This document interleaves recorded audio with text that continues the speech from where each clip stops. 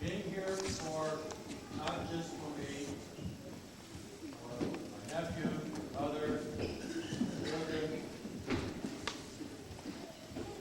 We are all name carriers for our ancestor here. And while I know that not all of you will know the history behind our ancestor here, I'd like to share a little bit of that with you. I think it's important that you all hear this story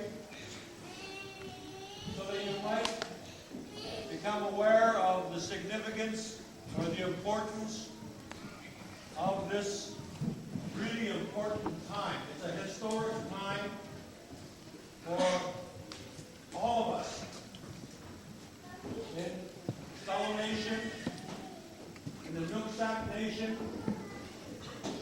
And I would like to think, I hope and pray, that it will include all of our brothers and sisters in the neighboring tribes and all of our friends and neighbors who live in our respective traditional territories. I look around here and, damn, you guys are all really serious here today. I'm glad you know, I didn't want your faces to break or something like that, so I would appreciate a few smiles, otherwise I might start crying again. That's embarrassing, isn't it? The story as it relates to how I got involved. A long time ago, I was lucky enough to have elders who had some trust in me. Chief Richard Galloway covered me with a name. And at that time, I was very young. I was about 26 going on 16. And I really didn't understand the significance of the name. I was certainly happy and proud that the elders would consider me worthy enough to carry such a name.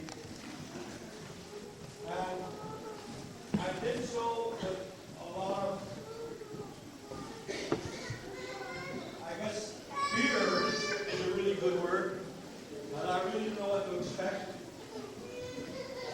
Suffice to say that as a chief, and that was the reason that I was given the name, I learned a lot. I learned that I shouldn't be chief.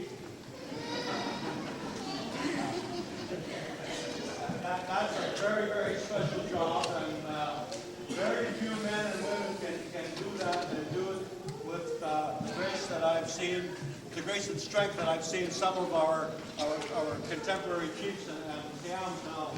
I really respect each and every one of them after having gone through that myself. To get on with the story, I was in Telato's Memorial Home. We had a ceremony there, and the name that I carried was called. Chilliwack, you were asked to be witness. And at that time, I was not aware of what was going to happen later on that afternoon. But after I got sitting down, our dear friend, Ali, Pokbayam, some of you might know him as Gordon Mose. That's his street name. But to our people and our granddaddy Aunt Nancy, Natasha, he was all Ali. And then he also carries the name Pokbayam because of the work that he did for our people. Well, after the name was called, down beside me. And he said to me, and those of you who know Gordon, when there's important things happen, he gets rather excited. And there you see he's smiling. That's what he was doing. He came rushing over, sat down beside me, and he said, Herb, you've got to go to Seattle and bring your relative home. So I'm thinking to myself, well, Gordon, I've got a few relatives in Seattle. Who are you talking about? And he said, oh, no. You misunderstand me. You misunderstand me. You've got to go to Seattle and bring your ancestor home. I said, oh, that's great. Now he's talking about my dad. No, you're missing the point. You're misunderstanding. He said, you know that story about your ancestor, Chilliwack. Said, oh, okay, now you're making sense. Now I understand. So Gordon was working for the Stalo chiefs at that time, an archaeologist, anthropologist who was doing a lot of research for our chiefs and for our people. He had found our ancestors.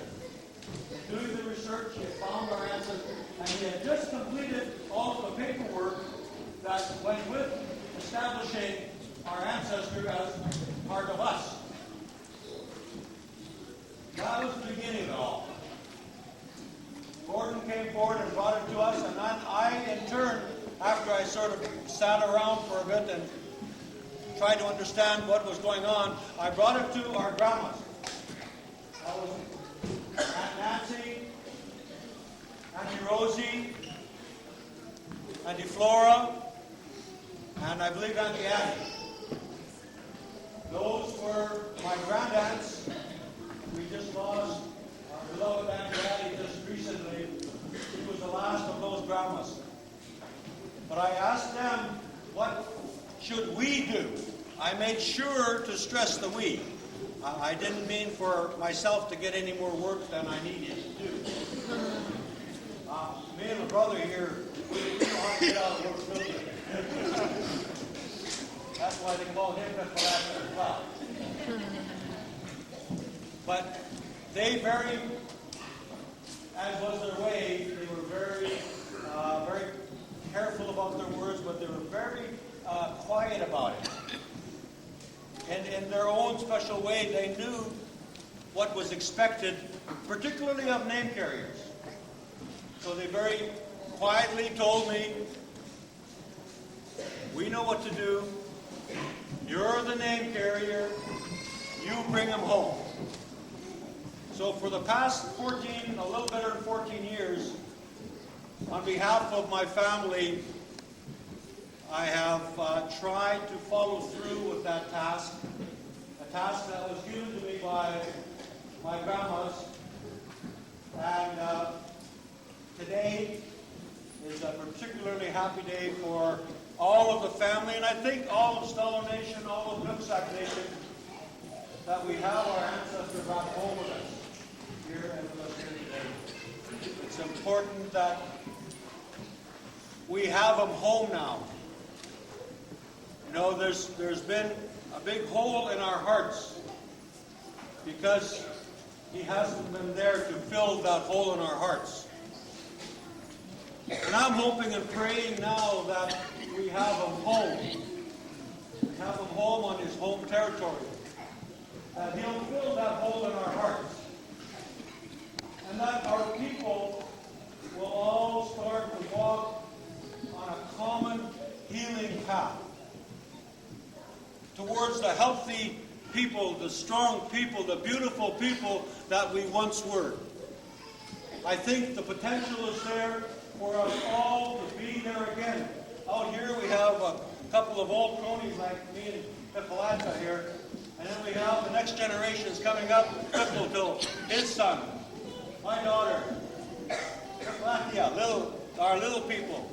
We have the generations here to maintain the health and I think leadership that we need to be healthy people again. Today is a very spiritual time, and I don't want to waste any more of your time, but we're going to have one of the most sacred ceremonies that our people can share with you today. And our speaker will explain that to you.